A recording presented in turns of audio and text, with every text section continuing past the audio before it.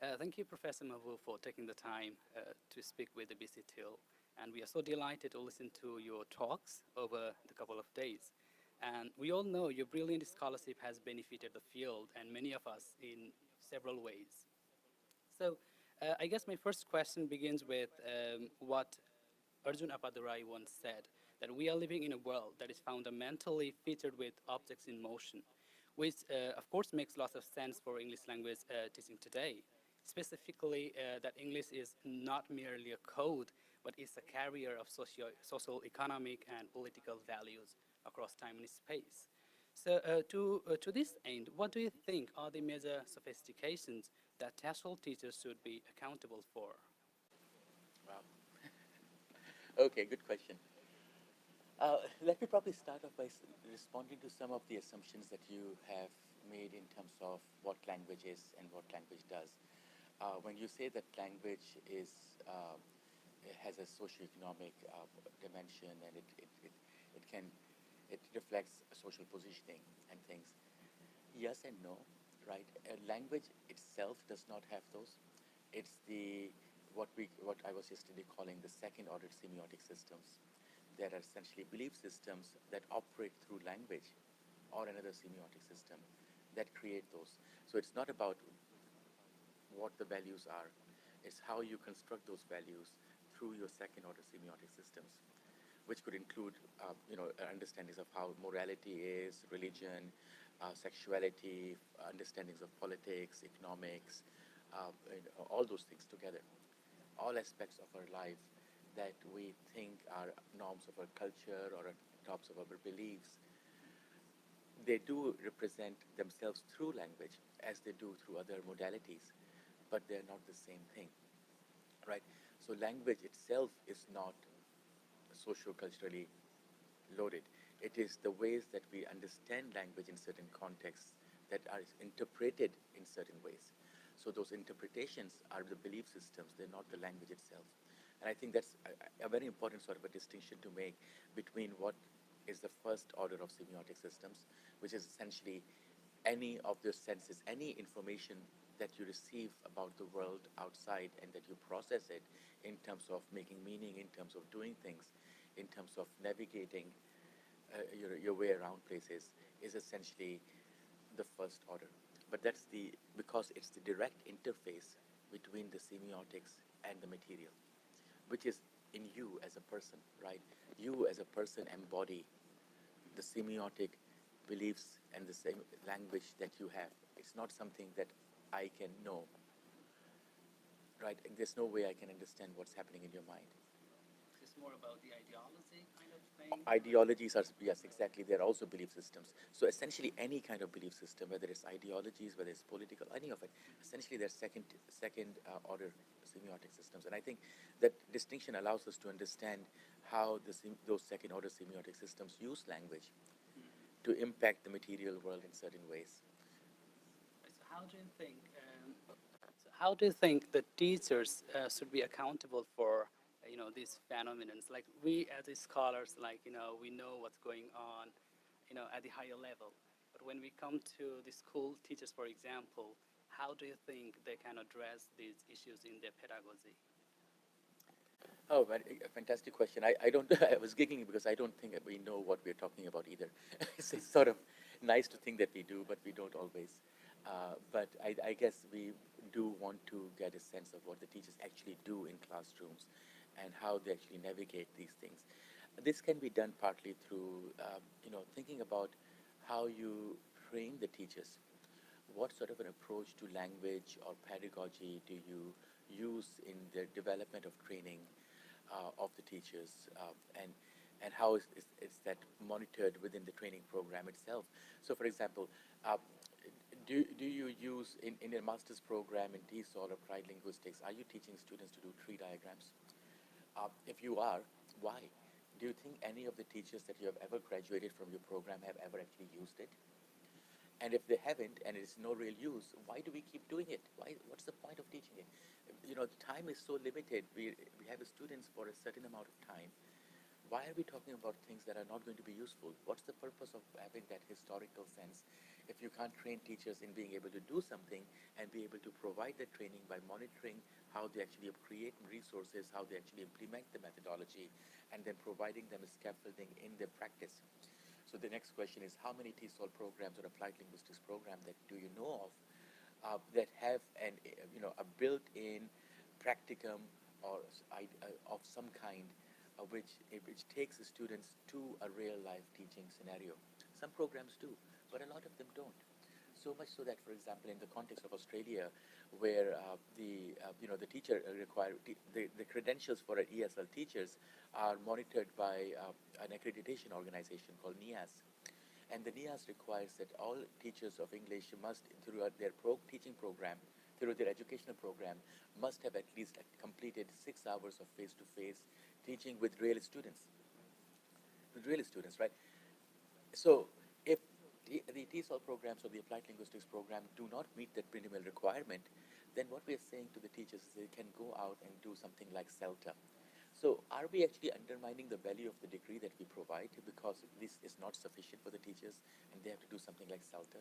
So what I'm trying to come back at is yes, we can do a lot. And what we can do is we can think about how pedagogy works in relation to language in the context in which we want the students to work in. And how do we use that, as in the workshop I said, how do we use understanding of language to create linguistically, um, the term I use is linguistically responsible material development. So how are we using linguistics responsibly, and how are we using material development by looking at the language? So there are ways in which you can practically develop these sort of things. I have tons of examples of what my students do in terms of what the kind of material they produce, and I've got evidence of how that material is then used, not by my students, but people around the world, because it's a free-to-use resource that is designed to help particular groups of people. So right now, for example, the students are learning how to write what we call a literature review for project development. Now, essentially what we are doing in making this is we are creating and designing a new genre. And we are doing it purposefully because we want to have an approach to writing literature reviews which is oriented towards a credible approach. So what I mean by that, the literature review is not designed to identify a gap in research. That's not the purpose. We don't care if you find a gap or not, or if you can satisfy your desire to do this research by looking at a gap. What we're interested in seeing how you see the literature, how you see the literature that you've been reading is going to help shape the direction of your own project. So I don't care if you find a gap or not. I want to see how you use the literature to make your project better, right? And that's the purpose. And if that's the purpose of the literature review, we need to write it in a different way, right? And if we write it in a certain way and we design that, what are the language features going to be? So that's all the stuff that the students are doing right now. And then, giving workshops, developing workshops. So those are the examples where I think as teacher educators and people whose students become teachers, we can actually engage them in ways of using language in their pedagogy.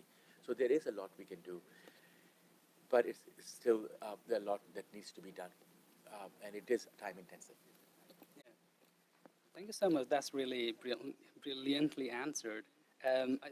The next question is, in the TESOL Symposium, your talk focused more on the global citizenship and new technology, which I believe is a very important factor in this world in motion that we need to address in language policy or language pedagogy. So what roles do you think TESOL teachers can take in order to prepare global citizens to their language classrooms? Thanks. Actually, that's really interesting. I did not actually talk to that particular question in the way that I think I was supposed to answer it, because essentially I did not talk about technologies. And that's partly because I don't do really stuff in technologies. But some of my colleagues I think their work was brilliant in what they're doing. That's just not what I do. In fact, in terms of global citizenship, I think the main point that I was arguing that you cannot be a global citizen unless you're a local citizen. Right, and what we mean is that we need to have an understanding of what it means to be a citizen. How do you engage with your local communities? What do you know, and how do you live in the community that you're in? If you're not part of that, and you're dreaming globally, where exactly are you, and what are we doing? So I think a lot of this is a nice discourse, but at the end of the day, I don't really know what it means.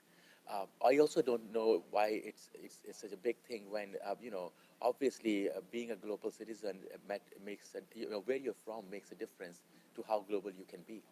So, what passport do you travel on? What passport do you travel on? I'm Nepalese passport. Okay. How easy is it for you to travel around the world? It's really difficult. Okay. So how global can you be if you're restricted by to travel because of the passport that you Right, carry? yeah. So I think it's the idea of being a global citizen is fantastic if you have an Australian passport or a Canadian or a US or a European, and you can just travel freely from any border, and there are no, you just show your passport and you go through. But if you've got a passport from Nepal or Pakistan, then how global can we be, right? So I think these concepts are sometimes, I think they sound really nice, but they're conceptualized from a perspective where people have that freedom.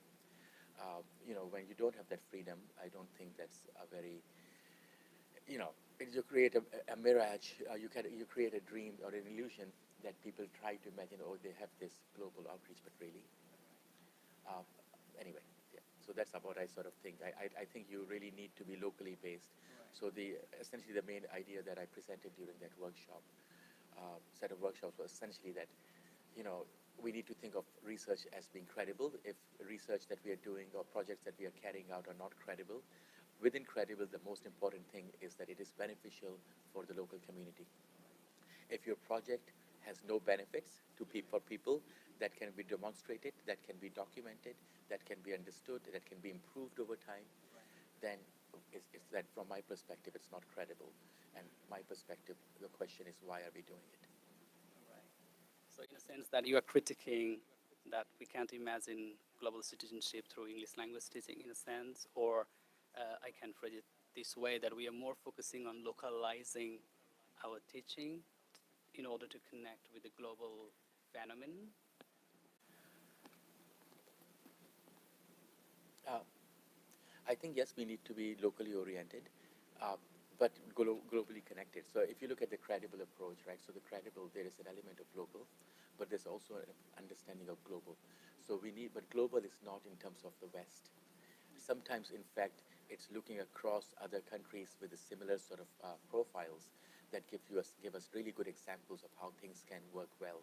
So, for example, certain policies around mother tongue-based multilingual education in, for example, Vanuatu are really good.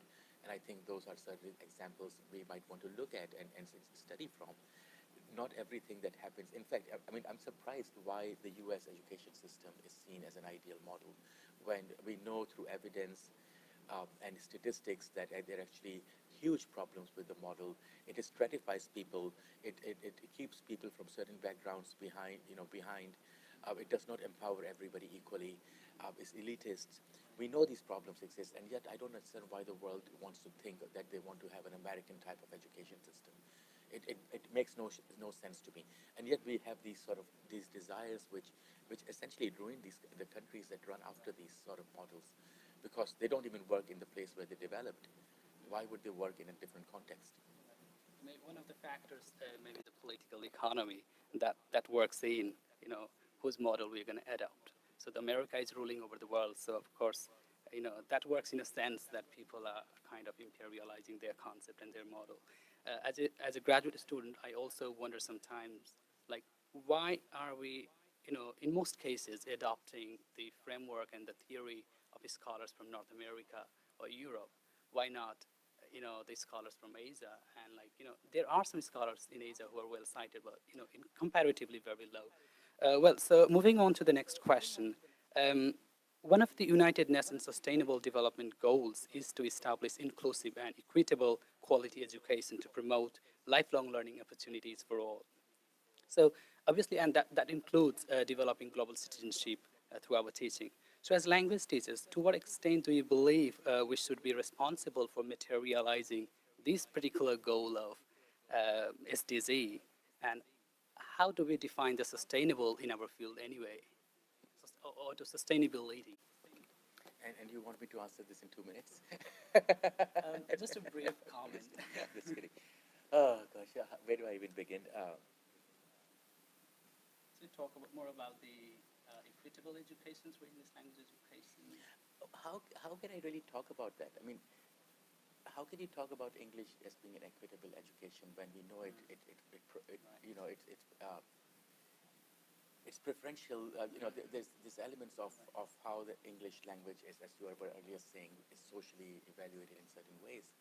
It is not a neutral language. It's not an equal language. It is an unequal language. If you look at, for example, Rouhani Tupa's work, the unequal Englishes, and so right. So, and that body of work that's been developing around how unequal Englishes operate. But of course, the question is an unequal English better than no English? Okay. I don't know about that, right? So, or is it better not to have any English at all? These sort of questions keep coming back and forth. I'm not sure where I stand because I keep changing my mind. I don't know if that's a bad thing. But if you look at, for example, also just in the terms of people talk about development, and I don't like the word development. I said that yesterday. I don't think that there are developing countries. I don't think there are developed countries. There are exploiting countries and exploited countries. And this process is not one of development. It's a process of exploitation. So it's not the developing country that's developing. It's the exploiting country exploiting, right? Exploited countries. And if you flip that around and you start looking at how these processes work, then you realize how colonized we are and how English plays a role within the colonization. So how can English language teaching be sustainable in a community where nobody speaks or uses English, right?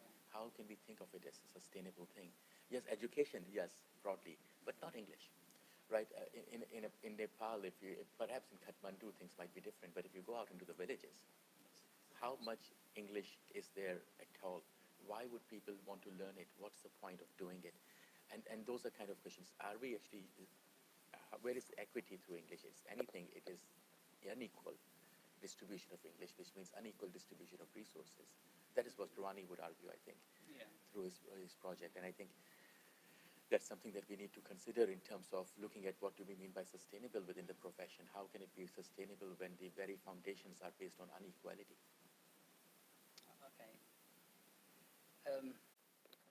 Well, I agree with you completely that, we have to, this is completely a complicated issue, that whether we should teach English, and if we teach English, then obviously there is, unequal situations.